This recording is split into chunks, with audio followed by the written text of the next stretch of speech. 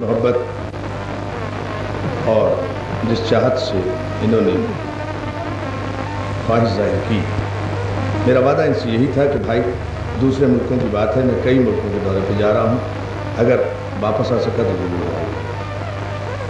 ماشاءاللہ مولا نے کرم کیا، آج حاضر ہو گیا آپ کی خدمت میں، اور ابھی مجھے فوراً ہی واپس جانا ہے کراچی، اس لیے میں نے ان سے کہا تھا کہ مجھے جلدی مجلس سے فارغ کر دیں، میرے بعد میرے بھائی سید ریاض حسین شاہ صاحب پڑھیں گے، آپ حضرات میں سماعت کریں گے۔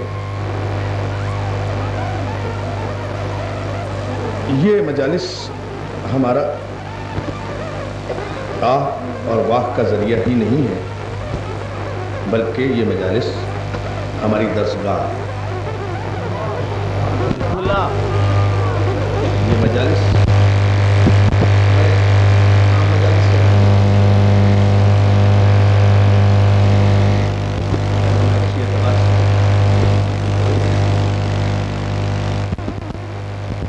یہ مجالس ہماری درسگاہ ہے، ہماری یونیورسٹی ہے، ہمارا تعلیمی ادارہ ہے، ہمارے لیے حصول رزق کا مرکز ہے۔ پتہ نہیں لوگ کتنے کوتاہ نظر اور کوتاہ بین اور کوتاہ دماغ ہوتے ہیں جو یہ نہیں سوچتے،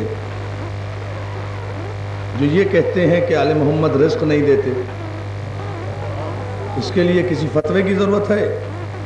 اگر یہ معلوم کرنا چاہو کہ آل محمد رزق تقسیم کرتے ہیں تو ہماری مجالس میں آ کر دیکھ لو کس قدر رزق آل محمد تقسیم کرتے ہیں، رزق علم عطا کرتے ہیں، وہ رزق دیتے ہیں جو دنیا کے کسی دروازے سے نہیں ملتا۔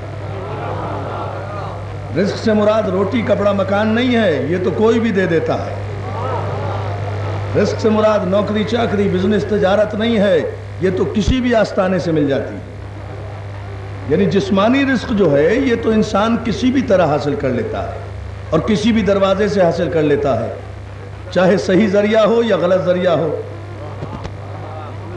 جسم کا رزق تو انسان کسی طرح بھی کہیں سے حاصل کر سکتا ہے، اس کے لیے کوئی دقت نہیں ہے۔ ذرا سا ضمیر کو سلا دیجئے، رزق ہی رزق مل جائے گا۔ ذرا سا ایمان کو بیچ دیجئے، دولت ہی دولت مل جائے گی۔ ایمان کو بیچ کر دولت حاصل کرنا اور بات ہے، کل ایمان کے دروازے پر آ کر سلمان بننا اور بات ہے۔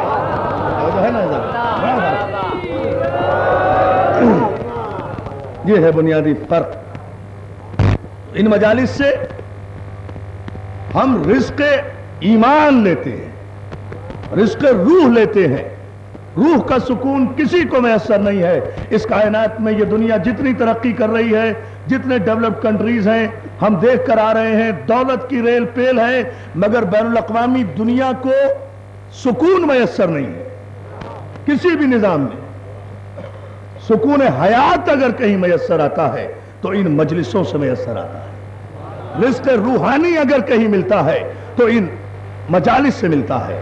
رزق ایمان اگر عطا ہوتا ہے تو علی کے تذکرے سے عطا ہوتا ہے، اور کسی دروازے سے نہیں ملتا، اور ہم ہی کو نہیں ملتا۔ جو بھی معرفت کرے، جو بھی جد و جہد کرے اس دروازے پر آنے کی، اسے ملتا ہے۔ پاکستان کے مصور نے کہا کہ جہاں سے پلتی ہے اقبال روح قمبر کی، مجھے بھی ملتی ہے روزی اسی خزینے سے۔ جو ہے نا ادارے محترم، یا علی مولا سلامت رکھے یا علی۔ جہاں سے پلتی ہے اقبال روح قمبر کی، روح جسم نہیں، جہاں سے پلتی ہے اقبال روح قمبر کی، مجھے بھی ملتی ہے روزی اسی خزینے سے۔ ہمیشہ ورد زباں ہے علی کا نام اقبال۔ نہیں، یہ پہلے شعر سن لیں پھر آپ نعرہ لگائیں، اس لیے کہ یہ نعرہ نہیں لگا رہے آپ، یہ علی کے نعرے کی توہین ہے ایسا نعرہ لگانا۔ احد کا نعرہ نہیں لگانا چاہیے، خیبر کا نعرہ لگانا چاہیے۔ مگر آپ پہلے یہ شعر سنیں، اس کے بعد پھر آپ نعرہ لگائیں گے۔ میں آپ سے عرض کروں کہ یہ لوگ جو اعتراض کرتے ہیں نا صاحب کہ نعرہ لگانے والے یہ جاہل ہوتے ہیں، کالے کپڑے پہننے والے ہوتے ہیں، ملنگ ہوتے ہیں، فقیر ہوتے ہیں، پڑھے لکھے لوگ نعرہ نہیں لگاتے۔ مجھے نہیں پتا علامہ اقبال پڑھا لکھا آدمی تھا یا جاہل تھا۔ علامہ اقبال کہتا ہے کہ جہاں سے پلتی ہے اقبال روح قمبر کی، مجھے بھی ملتی ہے روزی اسی خزینے سے۔ وہ کہتا ہے کہ یہ صرف ملنگوں کا کام نہیں ہے بلکہ ہمیشہ ورد زباں ہے علی کا نام اقبال، کہ پیاس روح کی بجھتی ہے اس نگینے سے۔ حیدری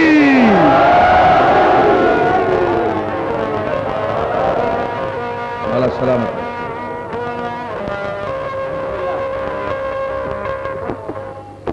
ہمیشہ ورد زباں ہے علی کا نام اقبال، کہ پیاس روح کی بجھتی ہے اس نگینے سے۔ پیاس اگر روح کی بجھانا ہے تو یہ تذکرہ ہے۔ عزیزان محترم، مسئلہ یہ نہیں ہے، اصل میں بات صرف یہ ہے کہ لوگ قرآن تو پڑھتے ہیں، قرآن یاد بھی کرتے ہیں، قرآن حفظ بھی کرتے ہیں، قرآن لہن سے بھی پڑھتے ہیں، قرآن کو چونتے بھی ہیں، قرآن کو سر پہ بھی اٹھاتے ہیں، قرآن کو کعبے میں بھی سجاتے ہیں، قرآن کو جزدان میں بھی رکھتے ہیں، قرآن کو دہن پر بھی رکھتے ہیں، قرآن سے نظام بھی دیتے ہیں، قرآن سے اصول بھی بناتے ہیں، قرآن سے اپنی حقانیت کی دلیل بھی دیتے ہیں، قرآن کو حجت بھی مانتے ہیں، لیکن قرآن کو سمجھنے کی کوشش نہیں کرتے۔ مسئلہ سارا یہ ہے، 1400 برس میں جو جھگڑے کی بنا ہے نا، وہ صرف یہ ہے اور کوئی بھی نہیں۔ بات صرف اتنی ہے کہ نہ قرآن پڑھنے کے لیے آیا تھا، نہ جزدان میں رکھنے کے لیے آیا تھا، نہ طاقوں میں سجانے کے لیے آیا تھا، نہ پیغمبر کے سامنے یہ کہنے کے لیے آیا تھا کہ ہمیں قرآن کافی ہے۔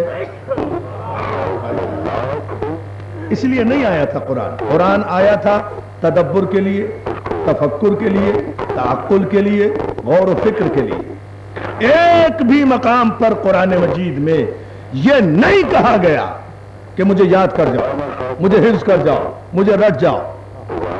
سینکڑوں مقام پر کہا گیا افلا تدبرون، تم تدبر نہیں کرتے، افلا تعقلون، تم تعقل نہیں کرتے، افلا تفکرون، تم تفکر نہیں کرتے، تم غور کیوں نہیں کرتے، تم فکر کیوں نہیں کرتے۔ قرآن میں تفکر کی دعوت ہے، تدبر کی دعوت ہے، تعقل کی دعوت ہے، یاد کرنے پر کہیں زور ہی نہیں دیا گیا۔ یہی وجہ ہے کہ ہر مسئلے کا حل قرآن میں موجود ہے، مگر اسلامی دنیا ہے کہ دوسری طاقتوں کی بھکاری بنی ہوئی ہے اپنے مسائل کے لیے۔ اور جو ہے نا ادارہ ہوتا ہے، صلوات بھیجے بابا سے بلند محمد۔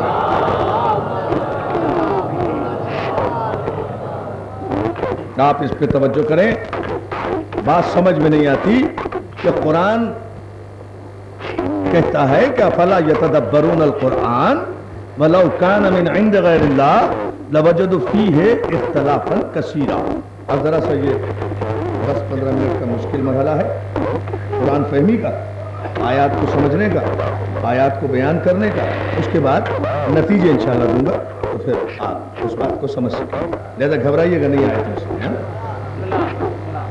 افلا یتدبرون القرآن، تم قرآن میں تدبر کیوں نہیں کرتے؟ ولو کان من عند غیر اللہ لوجدوا فیہ اختلافا کثیرا، تم قرآن میں تفکر کیوں نہیں کرتے، غور کیوں نہیں کرتے کہ اگر یہ قرآن اللہ کے علاوہ کسی غیر کی جانب سے ہوتا تو تم اس میں اختلاف کثیر پاتے۔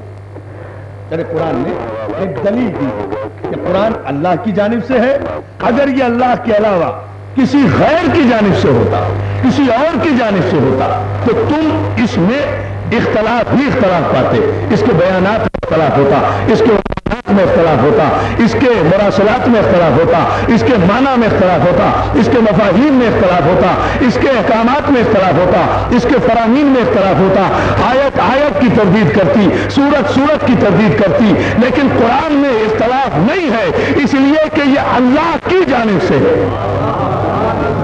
نہ آپ نے نتیجہ نہیں نکالا نا اس سے۔ دیکھیں پہلا قانون اگر ملت یہی سمجھ لے نا، سارے اختلافات کا حل اس آیت میں موجود ہے۔ اگر ملت مسلمہ اس کو سمجھ لے کہ قرآن یہ دعویٰ کر رہا ہے کہ قرآن میں اختلاف نہیں ہے، قرآن اختلاف پیدا نہیں کرتا، اس لیے کہ یہ اللہ کی جانب سے ہے۔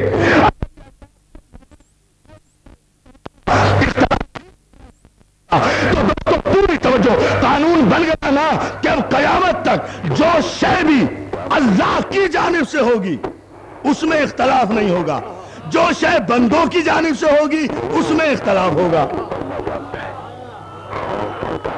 اب اختلاف کا سبب کون بنا؟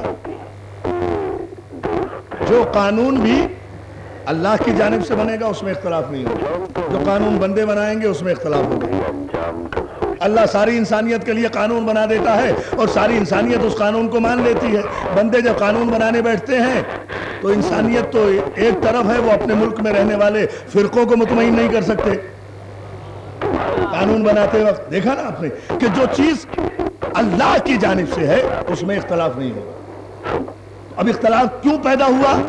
اس لیے کہ جو چیزیں اللہ سے نہیں لی گئی بندوں نے خود دی، ان سے اختلاف پیدا ہو گیا۔ قرآن اللہ کی جانب سے ہے، قرآن میں اختلاف نہیں ہے۔ توحید کا عقیدہ اللہ کی جانب سے ہے، توحید میں اختلاف نہیں۔ نبوت اللہ کی جانب سے ہے، بہت توجہ اس جملے پر، نبوت اللہ کی جانب سے ہے۔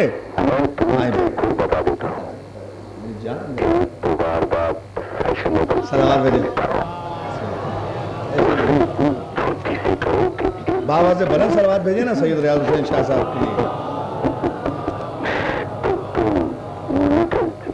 اچھا جو انہیں سننا چاہتا ہے میرے بات، لیکن میرے بات ہی سنیں گے آپ، اور اگر آپ ایسی سلوات بھیجتے رہے تو ان کا نمبر ہی نہیں ہے۔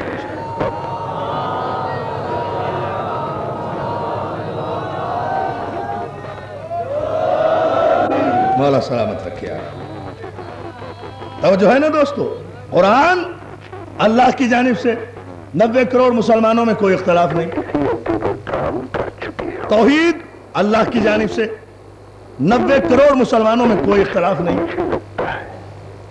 نبوت اللہ کی جانب سے، 90 کروڑ مسلمانوں میں کوئی اختلاف نہیں۔ علی کی ولایت اللہ کی جانب سے، علی کی ولایت پر مسلمانوں میں کوئی اختلاف نہیں۔ خلافت بندوں کی جانب سے، اختلاف ہو گیا۔ جو ہے نا بس یہ ہے وہ بنیادی نقطہ نگاہ۔ توحید اللہ کی جانب سے تھی، کوئی اختلاف نہیں ہوا۔ نبوت اللہ کی جانب سے تھی، اختلاف نہیں ہوا۔ علی کی ولایت اللہ کی جانب سے، کوئی اختلاف نہیں ہوا۔ علی کو ولی سب مانتے ہیں، علی کی ولایت پر کسی کو اختلاف نہیں ہے۔ سب کہتے ہیں کہ ولایت کا سر چشمہ علی کی بات ہے، ولی سب مانتے ہیں۔ کیوں؟ اس لیے کہ ولایت اللہ کی جانب سے تھی۔ خلافت کا کام چونکہ بندوں نے سنبھال لیا، شریعت کا کام بندوں نے سنبھال لیا، اختلاف ہو گیا۔ فرقوں کا کام بندوں نے سنبھال لیا، اختلاف ہو گیا۔ تو جس چیز میں بندوں نے اپنے اثر و رسوخ کو استعمال کیا اور اپنے علمی اور ذہنی کاوشوں کو درمیان میں استعمال کیا، ان چیزوں میں اختلاف ہوتا چلا گیا۔ قرآن یہ کہہ رہا ہے کہ تم قرآن میں تدبر کیوں نہیں کرتے؟ اگر یہ اللہ کے علاوہ کسی غیر کی جانب سے ہوتا تو اس میں تم اختلاف کثیر ہوگا۔ مجھے پوری مجلس میں صرف یہ 3 آیتیں پڑھنا ہے اور اس کا نتیجہ ملت مسلمہ میں چھوڑنا آپ کی سماعتوں کے حوالے سے۔ بھائی قرآن یہ کہتا ہے کہ قرآن کے احکامات میں اور بیانات میں اختلاف نہیں ہے، یہ قرآن کا دعویٰ ہے۔ لیکن مشکل یہ ہے آج کے پڑھے لکھے نوجوان کو اور آج کی دنیا کو کہ جب قرآن نے یہ دعویٰ کیا کہ مجھ میں اختلاف نہیں ہے، میں اختلافی بیان نہیں دیتا، قرآن اختلافات پیدا کرنے کے لیے نہیں آیا، قرآن اختلافات کو ختم کرنے کے لیے آیا۔ واعتصموا بحبل اللہ جمیعا ولا تفرقوا، قرآن تو فرقہ فرقہ ختم کرنے کے لیے آیا ہے، فرقہ فرقہ کرنے کے لیے نہیں آیا۔ لیکن مصیبت یہ ہے کہ اسلام میں جتنے بھی فرقے ہیں سب قرآن کے ماننے والے۔ اب اگر کوئی فرقہ ایسا ہوتا جو قرآن کو نہ مانتا تو میں اسے مان لیتا، لیکن جتنے فرقے ہیں سب قرآنی کو اور ہر فرقہ اپنے حق ہونے کی دلیل دیتا ہے اسی قرآن سے، دوسرے کو باطل قرار دیتا ہے اسی قرآن سے، اپنے کو اچھا سمجھتا ہے اسی قرآن سے، دوسرے کو برا سمجھتا ہے اسی قرآن سے، اپنے کو سچا سمجھتا ہے اسی قرآن سے، دوسرے کو جھوٹا سمجھتا ہے اسی قرآن سے، اپنے کو حق ثابت کرتا ہے اسی قرآن سے، دوسرے کو باطل ثابت کرتا ہے اسی قرآن سے، اپنے کو مظلوم ثابت کرتا ہے اسی قرآن سے، دوسرے کو ظالم ثابت کرتا ہے اسی قرآن سے، اپنے کو عالم ثابت کرتا ہے اسی قرآن سے، دوسرے کو جاہل ثابت کرتا ہے اسی قرآن سے۔ جتنے بھی فرقوں کی شریعتیں ہیں وہ اپنے آپ کو پوری توجہ حق ثابت کرتے ہیں اسی قرآن سے، دوسروں کو غلط ثابت کرتے ہیں اسی قرآن سے۔ لوگ پیروں کا مسح کرتے ہیں اسی قرآن سے، لوگ پیر دھو لیتے ہیں اسی قرآن سے۔ اللہ اللہ اللہ توجہ فرمائے گا۔ لوگ وضو کرتے ہیں اسی قرآن سے، لوگ وضو کے دوران گردن کاٹ لیتے ہیں اسی قرآن سے، لوگ 12 منٹ کے بعد روزہ کھولتے ہیں اسی قرآن سے، لوگ 12 منٹ پہلے روزہ کھول لیتے ہیں اسی قرآن سے، لوگ ہاتھ کھول کے نماز پڑھتے ہیں اسی قرآن سے، لوگ ہاتھ باندھ کے نماز پڑھتے ہیں اسی قرآن سے، لوگ 7.5% زکوٰۃ دیتے ہیں اسی قرآن سے، لوگ حکومت کو زکوٰۃ دیتے ہیں اسی قرآن سے، لوگ حکومت کو زکوٰۃ نہیں دیتے اسی قرآن سے، لوگ کھلی بسوں میں سفر کر کے حج کرتے ہیں اسی قرآن سے، لوگ چھت بند بسوں میں سفر کر کے حج کرتے ہیں اسی قرآن سے۔ قرآن کہتا ہے میں اختلاف پیدا نہیں کرتا۔ لوگ اللہ کو وحدہ لا شریک مانتے ہیں اسی قرآن سے، لوگ اپنے آپ کو فرزندان توحید لکھتے ہیں اسی قرآن سے۔ نہیں سمجھے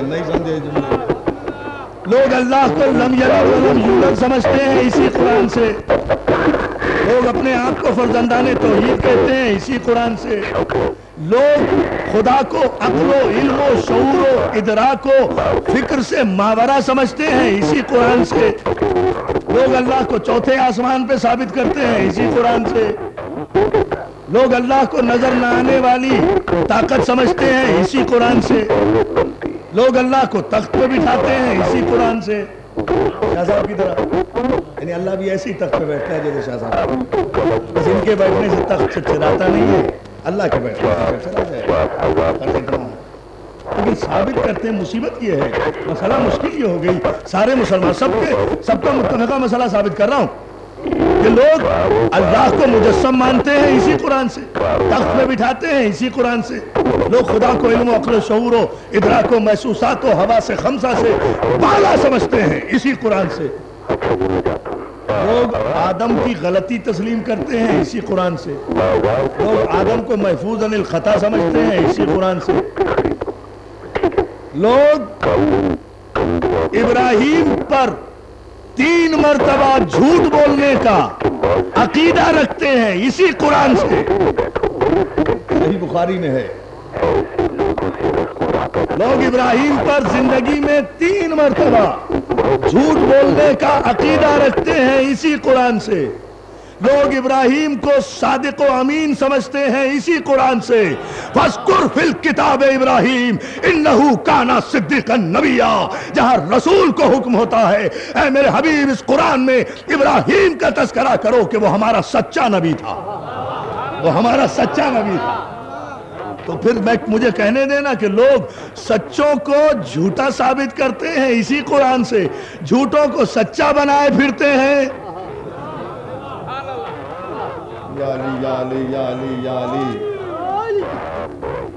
لوگ جھوٹوں کو سچا سمجھتے ہیں اسی قرآن سے، سچوں کو جھوٹا سمجھتے ہیں اسی قرآن سے، لوگ پیغمبر کو نور سمجھتے ہیں اسی قرآن سے، قد جاءکم من اللہ نور و کتاب مبین، لوگ پیغمبر کو بشر سمجھتے ہیں اسی قرآن سے، انا بشر مثلکم،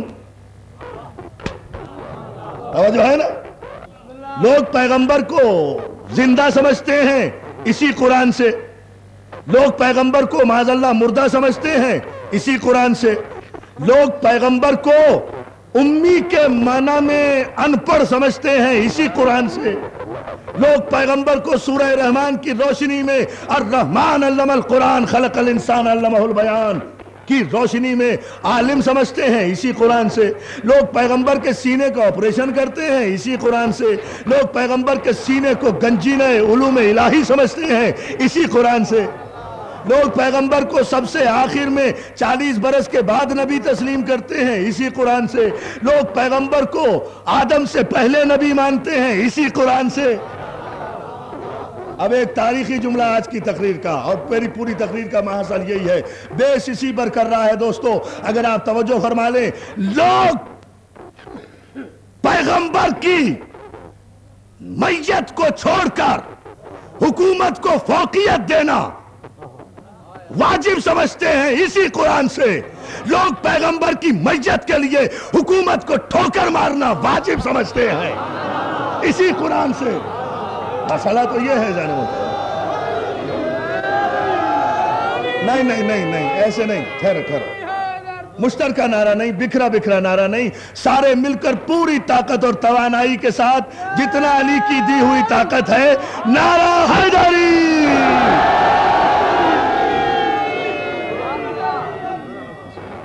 बुलंदतरीन सलावत भेजे मोहम्मद वाले मोहम्मद।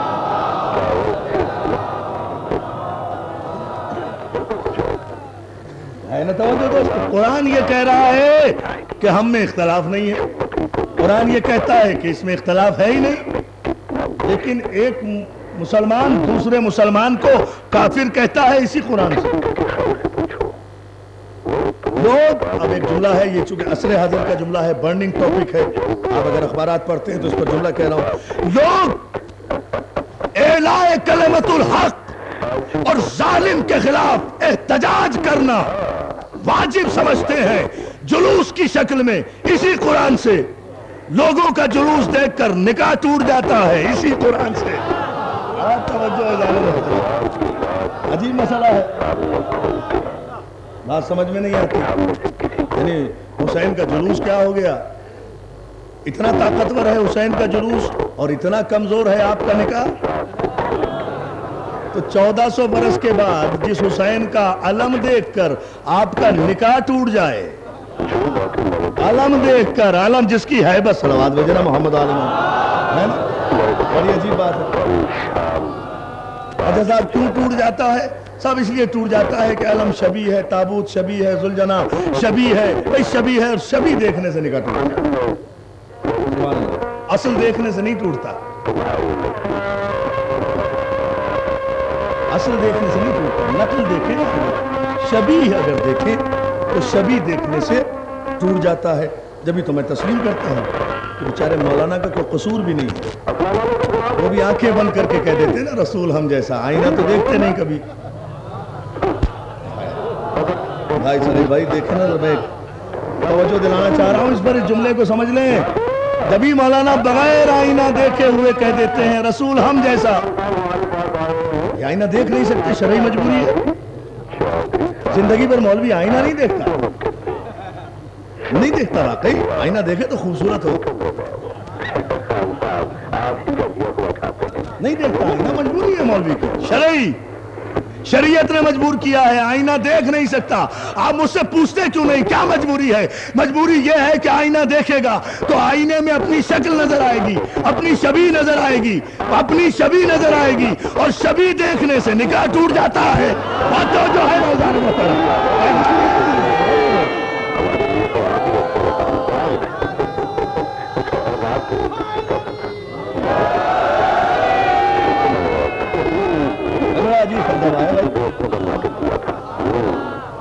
भाई आईना भी ना देखा करो, आईना नहीं देखता मौलाना, क्योंकि नहीं देखा आज तक आईना, इसलिए शबी देखने से निकाह टूट जाता है ना, इसलिए आईना भी नहीं देखते। तो लोग पैगंबर को अपने जैसा साबित करते हैं इसी कुरान से। लोग पैगंबर को मजहर सिफात इलाही समझते हैं इसी कुरान से। लोग पैगंबर को उम्मी के माना में इलिटरेट समझते हैं इसी कुरान से। لوگ پیغمبر کو وَيُعَلِّمُهُمُ الْكِتَابَ وَالْحِکْمَةَ سمجھتے ہیں اسی قرآن سے. اب میرے جملے پر آپ توجہ فرما لیں. لوگ پیغمبر کے دل و دماغ پر شک کرتے ہیں اور اس شک کو ثابت کرتے ہیں اسی قرآن سے. لوگ پیغمبر کے دماغ کو وحی الہی کا خزانہ ثابت کرتے ہیں اسی قرآن سے. لوگ پیغمبر کی زندگی کو 2 حصوں میں تقسیم کرتے ہیں اسی قرآن سے. ہم پیغمبر کو زندگی کے ہر لمحے میں رسول سمجھتے ہیں اسی قرآن سے. ہاں نا؟ اچھا دیکھیں، ایک مرحلے پر اگر آپ نے توجہ فرما لی تو میں اس کا نتیجہ آپ کو دینا شروع کروں گا. اس کی وجہ بتاؤں گا کہ اس کی وجہ کیا ہے. لوگ پیغمبر کے، لوگ علی اور نبی کے والدین کو کافر سمجھتے ہیں اسی قرآن سے. ہم علی اور نبی کے والدین کو کافر سمجھنے والوں کو کافر ثابت کرتے ہیں اسی قرآن سے. یا علی یا علی یا علی. اور جو ہے نا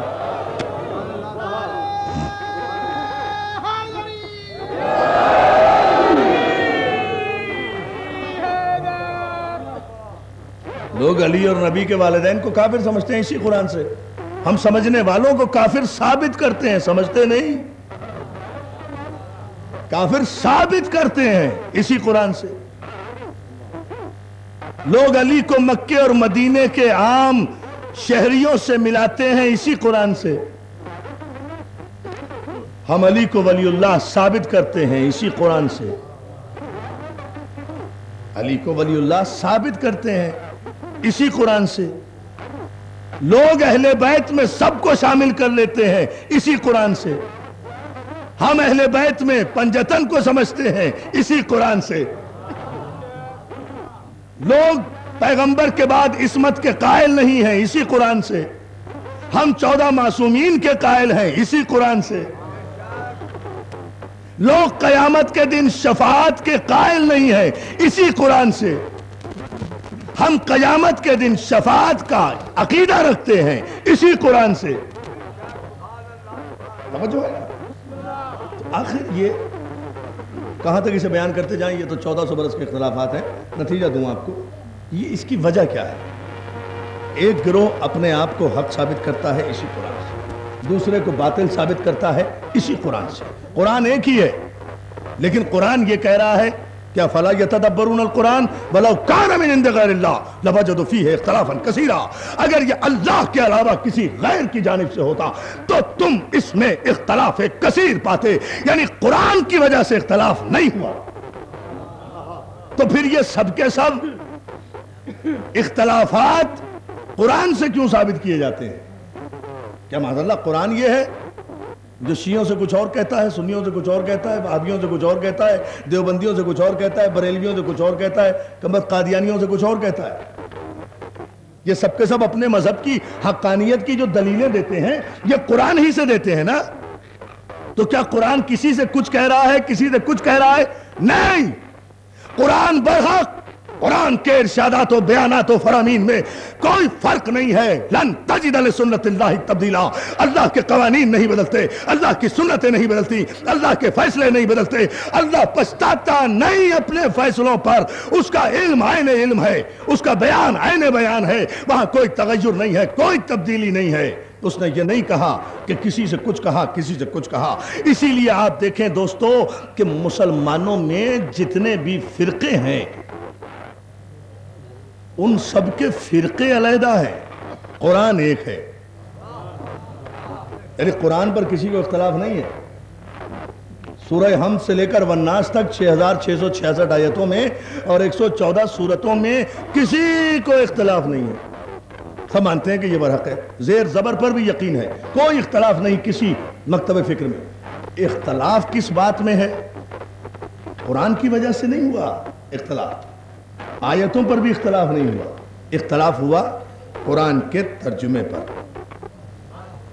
قرآن کی تفسیر پر، قرآن کی تعویل پر. یہ 3 وجوہات ہیں. ان تینوں کی وجہ سے اختلاف ہوا. ترجمے پر، تفسیر پر، تعبیر پر. اور وہ اس لیے ہوا کہ قرآن نے کہا تھا کہ تم نہ ترجمہ کرو، نہ تفسیر کرو، نہ تعبیر کرو، یہ تمہارے بس کی بات نہیں ہے. لیکن مسلمانوں نے ضد کی کہ نہیں صاحب، ترجمہ بھی ہم کریں گے، تفسیر بھی ہم کریں گے، تعویل بھی ہم کریں گے، آیت اللہ کی سمجھائیں گے ہم. اللہ اللہ اللہ اندازہ تو فرمائیں. آیت اللہ کی سمجھائیں گے ہم، حکم اللہ کا نافذ کریں گے ہم، مفہوم اللہ کا سمجھیں گے ہم. بھائی جب آپ تو غالب کا ایک شعر نہیں سمجھتے تو اللہ کا کلام کہاں سمجھ لیں گے؟ ہے نا؟ آپ کی تو حیثیت یہ ہے کہ آپ تو ایک شعر نہیں سمجھ سکتے ایک شاعر کا، تو قرآن جو اللہ کا کلام ہے، جو فصاحت و بلاغت کا نقطہ آخر ہے، اسے آپ کیسے سمجھیں گے؟ نہیں، خود سمجھنے بیٹھ گئے. حالانکہ قرآن منع کر رہا ہے کہ وَمَا يَعْلَمُ تَأْوِيلَهُ إِلَّا اللَّهُ وَالرَّاسِخُونَ فِي الْعِلْمِ. کسی کو تعویل قرآن کرنے کا حق نہیں ہے سوائے اللہ کے یا ان کے جو راسخون فی العلم قرآن ہیں، جو علوم قرآن میں پیرے ہوئے ہیں. آپ سے کس نے کہا تھا کہ کوئی بات اگر آپ کی سمجھ میں نہ آئے تو آپ اسے خود حل کریں؟ قرآن نے تو آپ کو راستہ بتایا تھا، روشنی دی تھی، سمجھایا تھا کہ فَاسْأَلُوا أَهْلَ الذِّكْرِ إِن كُنتُمْ لَا تَعْلَمُونَ. اگر تمہیں کسی شے کا علم نہیں ہے، اگر تم کچھ نہیں جانتے تو خود جاننے کی کوشش نہ کرو، اہل ذکر سے پوچھو. سمجھو ہے نا؟ قرآن کو وارثوں سے سمجھو، جاہلوں سے نہ سمجھو. اگر عرب کے رہنے والے اور عربی بولنے والے سارے عربی زبان کی بنیاد پر قرآن سمجھنے کے قابل ہوتے تو پھر خدا قرآن نازل کرتا، پیغمبر کو بھیجنے کی کیا ضرورت تھی؟ بھئی عربی زبان تھی، قرآن نازل کر دیتا، کہا صاحب پڑھو اور عمل کرو. لیکن نہیں، قرآن بعد میں بھیجا، وارث کو پہلے بھیجا.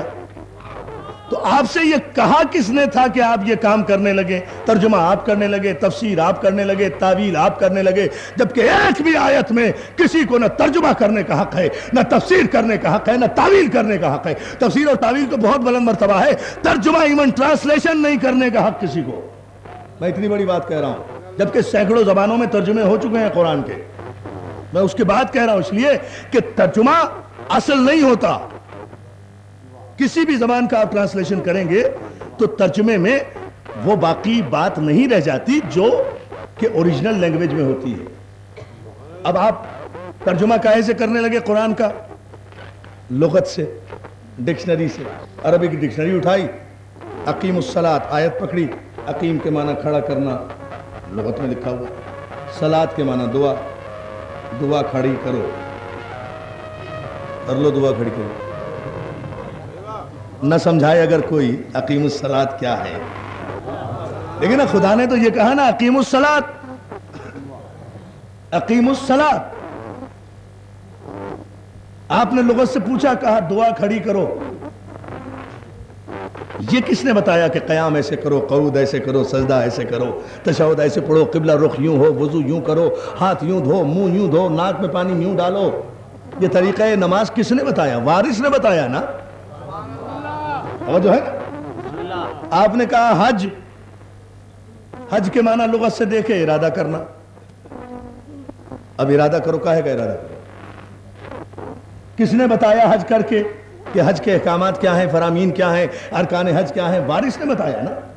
آپ لغت سے ترجمہ کرنے بیٹھے تھا. اب نہیں، وہ عربی کی جو لغت ہے نا القاموس، وہ بڑی مستند لغت ہے، بھئی یقیناً ہوگی، لیکن اس کا لکھنے والا کوئی عالم ہی ہے نا. تو قرآن کا ترجمہ بہت توجہ دوستو ہے، مشکل سی بات. میں نے جان بوجھ کے مشکل مسئلہ چھیڑا ہے اس لیے کہ اس کا نتیجہ پھر آپ کو مجھے دینا ہے بہت مختصر وقت میں. میں بھائی کو زیادہ زحمت بھی نہیں دوں گا یہاں بیٹھنے کی، لیکن یہ بات سمجھ جائیں. قرآن کی آیت کا آپ ترجمہ کرنے بیٹھے ڈکشنری کے ذریعے سے، لغت کی ذریعے سے سمجھنے بیٹھے، تو بھائی لغت کتنی بھی معتبر صحیح ہے تو بندے کی نا. اور اللہ کا قرآن جو ہے وہ ہے اللہ کا قرآن، آیت ہے اللہ کی، ترجمہ ہے بندے کا. کتنا بھی صحیح ترجمہ ہو، آیت اور ترجمے میں اتنا فرق تو ہو جائے گا نا جتنا اللہ اور بندے میں ہے. بہت توجہ ہے جان محترم, اتنا فرق تو ہو گیا. تو اس لیے آپ کو یہ زحمت ہی پیغمبر نے نہیں دی تھی کہ آپ اس کا ترجمہ کریں. نتیجہ یہ ہوا کہ کسی نے تفسیر کبیر لکھی, کسی نے تفسیر صغیر لکھی, کسی نے تفسیر جلالین لکھی, کسی نے تفسیر سیوطی لکھی, کسی نے ترجمان القرآن لکھا, کسی نے تفہیم القرآن لکھا. ڈپٹی نذیر احمد نے کچھ اور انداز اختیار کیا, کسی نے تفسیر فلسفی لکھی, کسی نے تفسیر تشریعی لکھی, کسی نے تفسیر ادبی لکھی. 1000 تفسیریں جمع ہو گئی ایک آیت کی. تو جب ایک آیت کی 1000 تفسیریں کریں گے تو 10,000 فرقے تو ہوں گے. صلوات بھیجے نا محمد آل محمد پر. ہے نا توجہ دوستو؟ آپ کو یہ کہا ہی نہیں گیا تھا, یہ آپ کی میں نے کہا اس پر آپ نے اعتراض نہیں کیا. مسجد کی چھتوں پر لوگ چڑھے ہوئے تھے, تماشا دیکھ رہے تھے. یا علی یا علی یا علی. اس جلوس کو میں نے کہا یہ جلوس جو سیاسی گزرا ہے یہ اسلامی تھا. حسین کا جلوس گزرے تو آپ کو اعتراض ہو جاتا ہے. کہا صاحب پرائم منسٹر صاحب آپ ایسا کیجئے نا کہ جلوس نکالنے کے ہم مخالف نہیں ہیں, ان کے امام بارگاہوں تک محدود کر دیں, 4 دیواری میں رہیں, سڑکوں پر نہ آئیں. تو میں نے کہا پھر پرائم منسٹر صاحب یہ تسلیم کر رہے ہیں کہ جلوس نکالنا بدعت نہیں ہے. بھائی بہت توجہ ہے جان محترم. یا علی یا علی یا علی. اب اس جملے میں توجہ فرمائیں نا. میں نے کہا آپ اس پر غور فرما لیں کہ یہ خود تسلیم کر رہے ہیں کہ امام باڑے کے اندر نکالیں, تو اس کا مطلب ہے نکالنا بدعت نہیں ہے. اعتراض سڑکوں پر ہے. تو جو جلوس امام باڑے میں جائز ہے وہ سڑک پر ناجائز کیسے ہو گیا؟ بھائی اگر کوئی چیز ناجائز ہے تو وہ گھر میں بھی ناجائز ہے, باہر بھی ناجائز ہے. شراب حرام ہے گھر میں بھی بازار میں بھی, اور جو چیز جائز ہے وہ گھر میں بھی جائز ہے, سڑکوں پہ بھی جائز ہے. تو پروفیسر صاحب کہنے لگے بھائی ہاں یہ مولانا یہ بات سمجھ میں نہیں آ رہی, جب آپ گھر میں اجازت دے رہے ہیں کہ مسجد کے امام باڑے کے اندر نکالیں, سڑک پہ نہ آئیں, تو اس کا مطلب تو یہ ہے کہ یہ جائز ہے. کہا نہیں صاحب وہ مسجد کی توہین ہوتی ہے. اچھا مولانا کے حجرے میں رہنے سے مسجد کی توہین نہیں ہوتی. جو ہے نا وہ توہین نہیں ہوتی. میں نے کہا نہیں صاحب یہ بات صحیح کہہ نہیں رہے ہیں. بات یہ صحیح ہے کہ یہی بات رسول اللہ سے کافروں نے کہی تھی. توجہ میرے جملے پر. میں نے کہا یہ 1400 برس کے بعد حضور تاریخ دہرائی جا رہی ہے. محترم وزیر اعظم یہ بات کہا کہ پیغمبر سے کہی تھی. میں نے کہا ہاں پیغمبر اسلام سے بھی ابو طالب کے پاس آئے سارے کفاران قریش اور آ کر کہتے ہیں, بہت توجہ دوستو, کہ اپنے بھتیجے کو بلاؤ. بھتیجا آ گیا تو کہا کہ اے محمد ایسا کرتے ہیں کہ تم, بہت توجہ, تم اگر ہمارے خداؤں کو برا ہی کہنا چاہتے ہو. میں نے کہا یہ شبلی نعمانی نے لکھا ہے, حوالہ بھی دیا تھا. تاریخ طبری میں بھی یہ جملہ ہے کہ کافروں نے آ کر کہا کہ محمد اگر تم برا ہی کہنا چاہتے ہو ہمارے خداؤں کو تو گھر میں بیٹھ کر کہو. یہ جو تم نے بلال حبشی کی ایک نوجوان ٹیم تیار کر دی ہے, بلال حبشی نوجوان تھے نا اس وقت, یہ جو ایک قافلہ حلقہ لیے ہوئے مکے کی گلیوں میں پھرتے ہیں, لا الہ الا اللہ محمد رسول اللہ, یہ گلیوں میں سڑکوں میں جو جلوس نکالتے ہیں, بس اس سے ہمیں تکلیف ہوتی ہے. نہیں توجہ فرما رہے ہیں, توجہ ہے نا عزیزان محترم. یہ کافروں نے بھی کہا تھا کہ آپ گھر میں کہیں برا, بس جب باہر نکلیں تو ہمارے والوں کو برا نہ کہیں. جنہیں ہم نے بنایا ہے, ہم نے کیا بنایا, کم وقت ہمارے بڑے بنا گئے تھے, ہم تو انہیں بھگت رہے ہیں, کعبے میں رکھے ہیں. ہمیں خود پتا ہے کہ یہ کسی قابل نہیں ہے. یہ جتنے 360 کعبے میں رکھے ہوئے ہیں یہ خود کسی قابل نہیں. انہیں بنا دیا بن گئے, بٹھا دیا بیٹھ گئے, اٹھا دیا اٹھ گئے, کھا لیا ہضم ہو گئے, توڑ دیا ٹوٹ گئے, بیچ دیا بک گئے. توجہ ہے نا.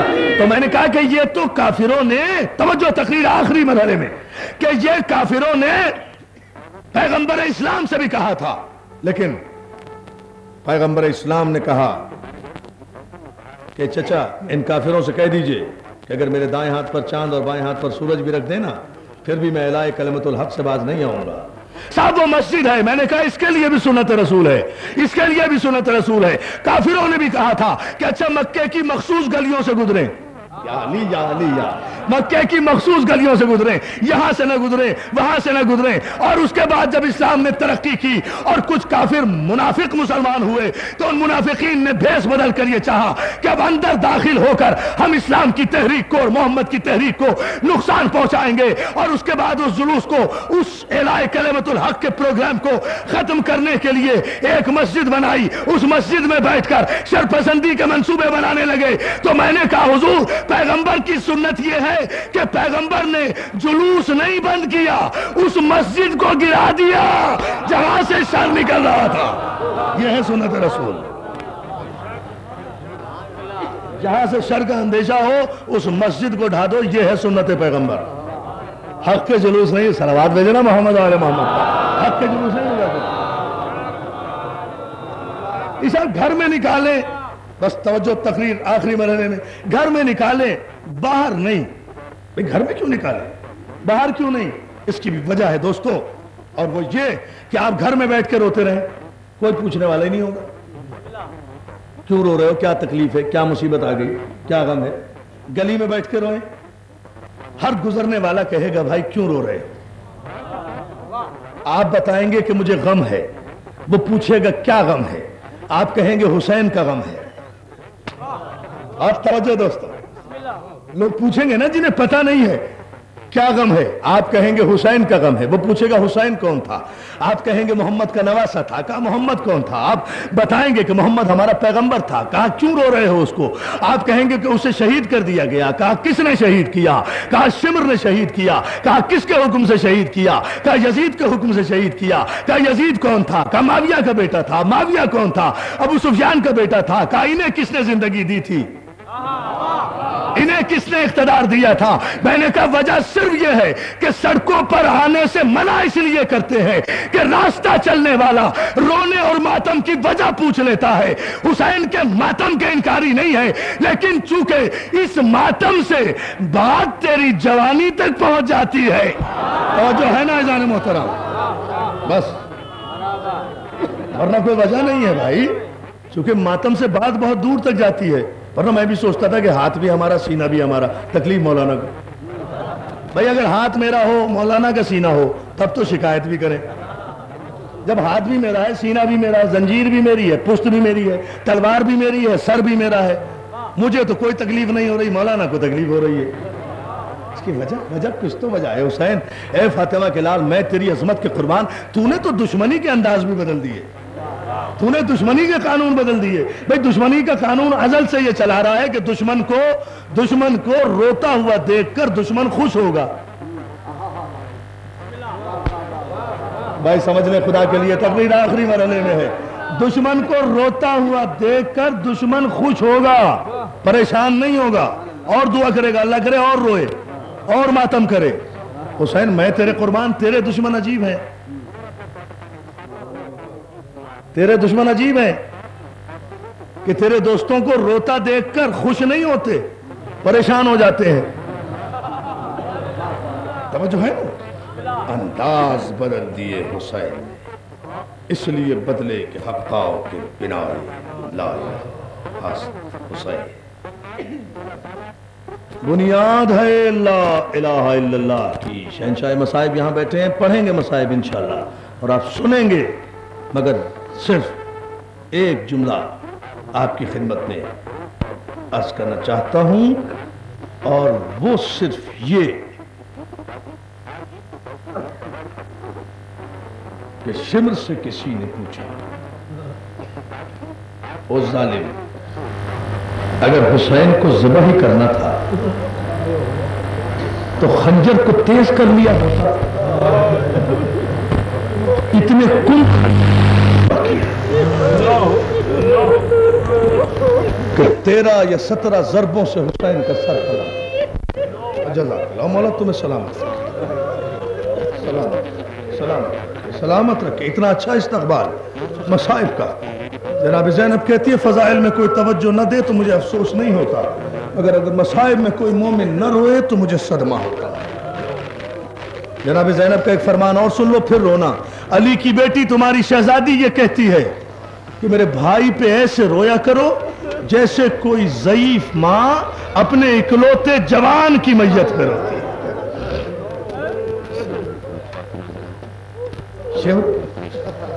اگر تو نے حسین کو ذبح ہی کرنا تھا تو خنجر کو تیز کر لیا ہوتا، اتنے کند خنجر سے تو نے ذبح کیوں کیا؟ سرداروں میں تو لرز گیا تھا یہ روایت پڑھ کر، اب آپ کے حوالے کر رہا ہوں۔ یہ شمر ملوم کہتا ہے واللہ میرا خنجر کند نہیں تھا۔ بڑے سکون سے پڑھوں گا، اس لیے کہ یہ مسائل بھی ایسے ہیں کہ مومن کی آنکھ سے آنسو خود بخود جاری ہو جائیں گے۔ میرا خنجر کند نہیں تھا، یہ خنجر تو میں نے تمام رات پتھر پہ گھس کر تیز کیا تھا حسین کے لیے۔ تو سوال کرنے والا کہتا ہے ظالم پھر اتنی دیر کیوں لگی؟ اب جملہ سن لو، پھر اتنی دیر کیوں لگی؟ 13 ضربوں سے سر حسین کا قلم کیوں ہوا؟ عزادارو شمر کہتا ہے خنجر کند نہیں تھا، خنجر بہت تیز تھا۔ دیر اس لیے لگی کہ جب حسین کی گردن پہ خنجر رکھتا تھا تو کسی بی بی کے ہاتھ خنجر کے نیچے آ جاتے تھے اور اس کی آواز آتی تھی، اور ظالم میں نے چکیاں پیس کے پالا، میں فاطمہ زہرا۔ جزاک اللہ اور مولا تمہیں سلامت رکھے۔ ہاتھ نہ جوڑو، روتے جاؤ، 2-4 جملے مجھے کہنا۔ جزاک اللہ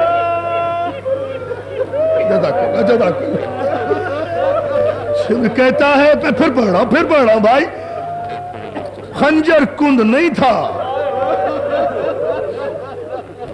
میں جب حسین کی گردن پہ خنجر رکھتا تھا تو کسی بی بی کے ہاتھ خنجر کے نیچے آ جاتے تھے اور اس کی آواز آتی تھی، اور ظالم میں نے چکیاں پیس کے پہلا، اور یہ رسول کا بیٹا ہے، میرے بچے کو چھوڑ دے۔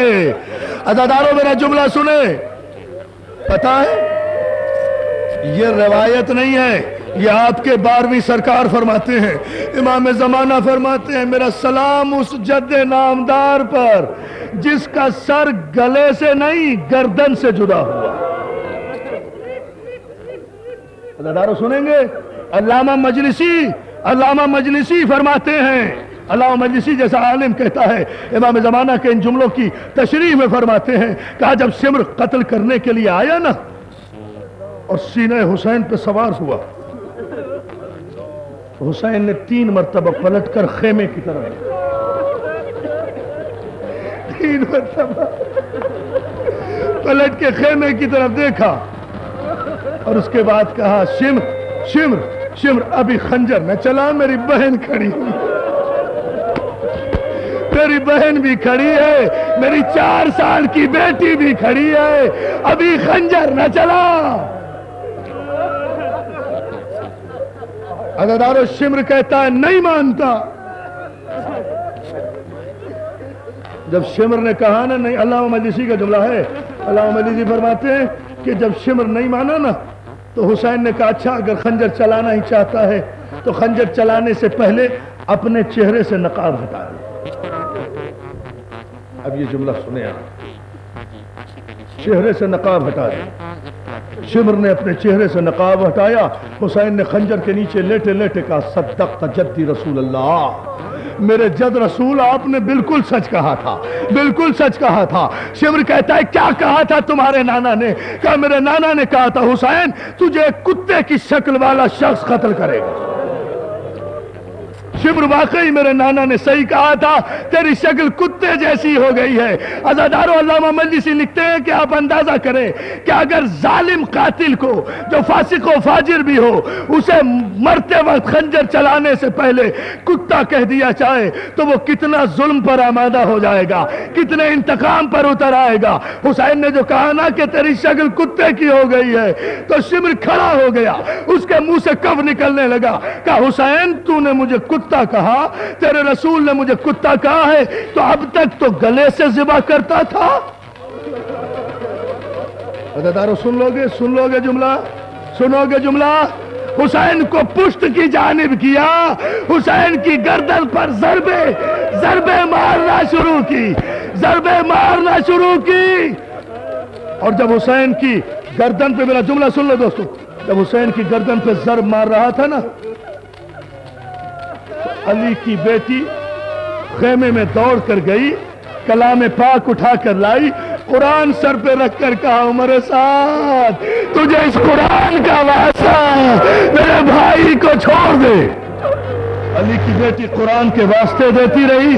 बस चंद जुमले दोस्तों, किसी ने नहीं सुना। जब नहीं सुना ना, मसाइब कितने हुए हैं ये एक जुमले में मुझसे सुन लो, तफसील भाई से सुनना। अज़ादारो, जब बर्दाश्त नहीं हुआ ना तो एक मरतबा सकीना कहती है फूफी अम्मा, फूफी अम्मा, फूफी अम्मा मेरा बाबा ज़िबा हो रहा है, फूफी अम्मा मुझसे देखा नहीं जा रहा, फूफी अम्मा। जी बेटा। फूफी अम्मा, क्या बाबा को पता नहीं था कि जालिम असगर को पानी नहीं देंगे?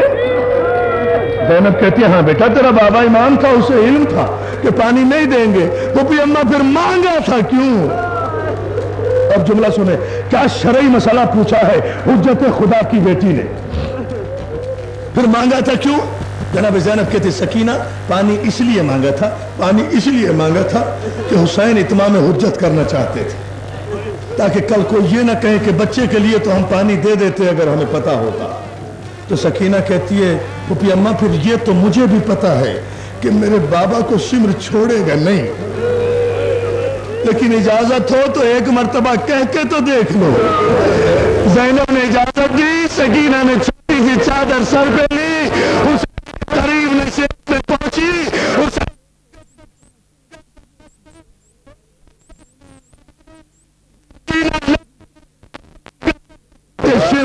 शिमर तेरे कोई औलाद नहीं है। अल्लाह शिमर तेरे कोई औलाद नहीं है कि तू बेटी के सामने बाप को ज़िबा कर रहा है। शिमर या तो मेरे बाबा को छोड़ दे, या तो मेरे बाबा को छोड़ दे, या तो मेरे बाबा को छोड़ दे, या तो मेरे बाबा को छोड़ दे। अज़ादारो जुमला सुन लेना, बस आखिरी जुमला मजलिस के, या तो मेरे बाबा को छोड़ दे या फिर मेरी गर्दन पे भी छुरी चला। आपने सुन लिया ये जुमला, आपने सुन लिया। ये मेरा भाई जो बैठा है ना रियाज हुसैन शाह, डेरा गाजी खान में ये जुमला रियाज हुसैन शाह ने पढ़ा था तो भरी मजलिस से एक औरत उठ के खड़ी हो गई थी और उस औरत ने कहा था शाह साहब काश सकीना वही कत्ल हो जाती, काश सकीना वही कत्ल हो जाती। शाह साहब ने पूछा था क्यों दुआ कर रही है? कहा कैद खाने में अकेली तो न रहती, तमाचे तो न खाती, बाजारों में तो न जाती। अज़ादारों कितनी अकेली है सकीना। एक जुमला, मजलिस खत्म कर रहा हूं, मौला आपको सलामत रखे। जज़ाकल्लाह जज़ाकल्लाह, क्या मकबूल मजलिस हो रही है। मौला सलामत रखे मेरे इन भाइयों को और इनके वालिद को जिन्होंने इतनी अहम मजलिस का एहतमाम किया, इनकी इस खिदमत को कबूल करे। अज़ादारों चंद जुमले, कितनी अकेली है सकीना, सकीना कितनी अकेली है। अज़ादारों इतनी लंबी कैद किसी को नहीं हुई। शाम के जिंदान में सब गए, सब रिहा हो गए, मगर दोस्तों सकीना तो आज भी कैद में है। हुई है 1450 बरस की कैद किसी को, सकीना तो आज भी कैद खाने में है। अज़ादारों जब ज़ैनब रिहा हुई है ना कैद खाने से, अभी परसों आपने चेहलो मनाया, जब करबला आने लगी सैयद सज्जाद को बुला कर कहा, बस आखिरी जुमले, हाथ न जोड़ो भाई, बेटा सैयद सज्जाद। जी फूफी अम्मा, बेटा बेटा शाम की रहने वाली औरतों को बुलाओ।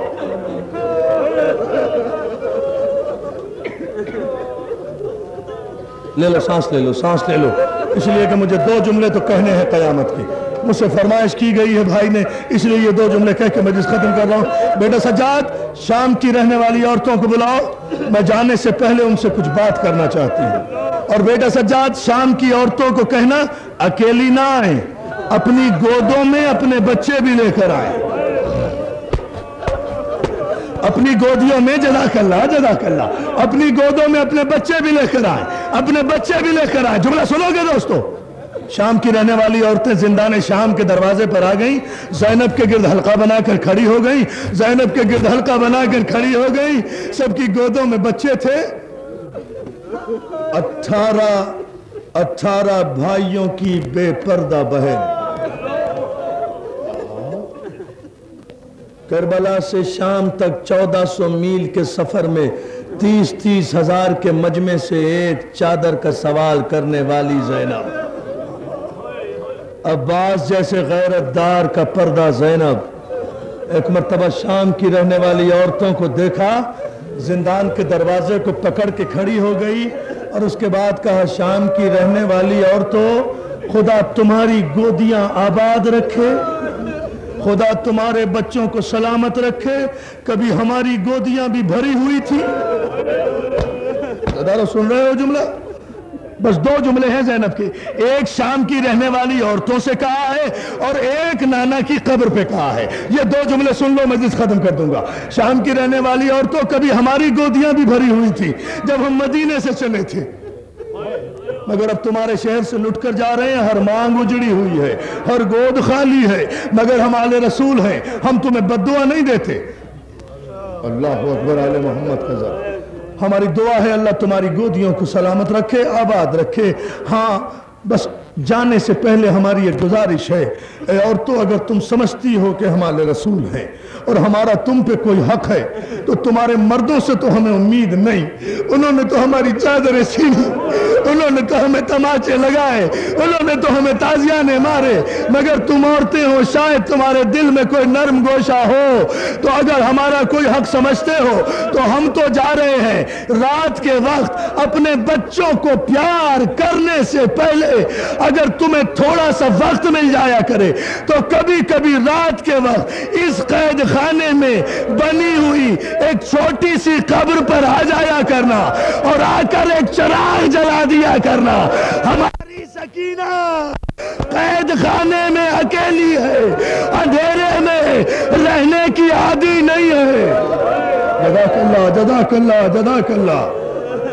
چھٹ گئے حرم، آ گئی کربلا، پہنچ گئی مدینے، آ گئے نانا کے روزے پر، جملہ آخری، سارے مسائل چھوڑ دیے۔ علامہ رشید ترابی کا جملہ پڑھ کے مجلس ختم کر رہا ہوں۔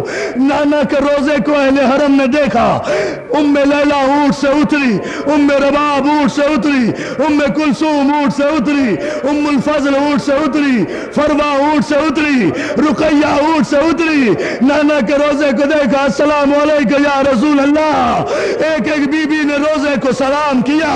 علامہ رشید ترابی فرماتے ہیں کہ رسول کا روزہ دیکھا، ہر بی بی اونٹ سے اتری مگر زینب اونٹ سے گری۔ عزیزانو، اب یہ جملہ سن لو، بس میں مجلس ختم کر رہا ہوں۔ ہر بی بی، یہ جملہ میں کبھی بیٹھ کر نہیں پڑھا کرتا، کراچی میں بھی، ہر بی بی اونٹ سے اتری، علامہ فرماتے ہیں زینب۔ سن لیا جملہ، سن لیا؟ ایک جملہ ہے تم جانو اور پھر مصائب جانے۔ زینب اونٹ سے گری، سید سجاد دوڑے زینب کو اٹھانے کے لیے۔ علامہ فرماتے ہیں بیمار نے اٹھانا چاہا تو علی کی بیٹی سے اٹھا نہیں گیا۔ نظر آخری جملہ ہے، علی کی بیٹی سے اٹھا نہیں گیا۔ میری طرف دیکھنا، اور جس کی آنکھ میں اب 18 بھائیوں کی بے پردہ بہن کے حصے کا آنسو ہے وہ فاطمہ زہرا کو دے دے۔ یہ جملہ سن لے، جب زینب سے اٹھا نہیں گیا کہ بیٹا سجاد مجھے چھوڑ دے، مجھے چھوڑ دے، میں اسی طرح نانا کے روزے میں جاؤں گی۔ علی کی بیٹی کوہنیوں کے بل چلتی ہوئی نانا کے روزے کے قریب پہنچی، دروازے کا سہارا لیا۔ سنو سنو، ہاں ہاں ماتم کرو، کرو ماتم، تم پہ رونے کی کوئی پابندی نہیں ہے، مولا تمہیں سلامت رکھے۔ جزاک اللہ، جزاک اللہ بھائی، جزاک اللہ، ہاتھ نہ جوڑو، خدا کے تم سن کے برداشت نہیں کر سکتے؟ ارے اس سید سجاد کو دیکھ جو دیکھ رہا ہے۔ جزاک اللہ، جزاک اللہ، جزاک اللہ۔ بس 2 جملے سن لو، مجلس ختم کر رہا ہوں۔ مولا تمہیں کوئی غم نہ دے سوائے غم حسین کے۔ نانا کے روزے کے دروازے پر پہنچی، چوکھٹ کا سہارا لیا۔ صبر کر لو، سانس لے لو، اس لیے کہ دوسرا جملہ برداشت نہیں کر سکو گے، مجھے پتا ہے۔ نانا کا روزے کا دروازہ پکڑ کے کھڑی ہوئی زینب، سہارا لے کر کہا نانا، نانا بہت کھڑی رہی، نانا 9 گھنٹے شرابی کے دربار میں رسن بستہ کھڑی رہی مگر نانا اب میری طاقت جواب دے گئی، نانا اب مجھ سے کھڑا نہیں ہوا جاتا۔ عزادارو ہاتھ دو جملے، نہیں بابا ہاتھ نہ جوڑو خدا کے لیے، جتنا رو سکتے ہو اتنا رو، میرا جملہ تو سن لو، اس پر میں 3 جملے اچھا بہت سکون سے پڑھوں گا۔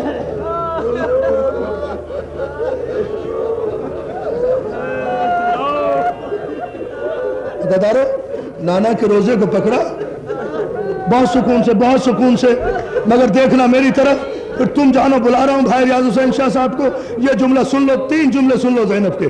زینب نے آہستہ سے کہا نانا نانا نانا زینب آ گئی، کوئی جلدی نہیں، نانا زینب آ گئی، پہلا جملہ۔ دوسرا جملہ سن لو، نانا افسوس اس بات کا ہے کہ زندہ آ گئی۔